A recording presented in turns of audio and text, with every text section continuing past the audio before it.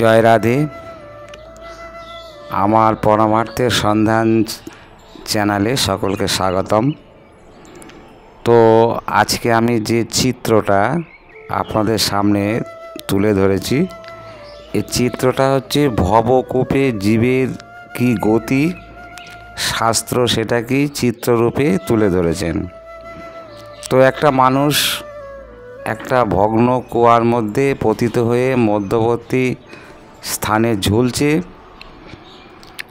এবং নিচের দিকে যদি পড়ে যায় একটা অজগর সাপ তাকে গিলে খাবে, আর যদি ওপরে উঠে যায় তাহলে একটা বাঘে খেয়ে নেবে। তো নিচে যে সর্পটা সেটা হচ্ছে নরকের সঙ্গে তুলনা করেছে, ওপরে যে বাঘটা তাকে স্বর্গের সঙ্গে তুলনা করেছে।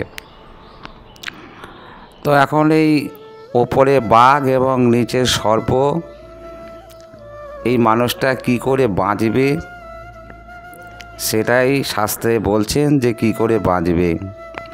আমাদের এই পৃথিবীতে মরজগতে প্রত্যেকটা জীবের এই একই গতি। আমরা 14 ভুবনাত্মক 14 ভুবনের মধ্যে মধ্যবর্তী স্থানে এইভাবে ঝুলছি। তো শাস্ত্রে এর থেকে মুক্তি পাওয়ার বা বাঁচার একটাই মাত্র পথ, সেটা হচ্ছে কৃষ্ণ ভক্তি। ভক্তি একমাত্র এই ভবকূপ থেকে উদ্ধার করতে পারবে।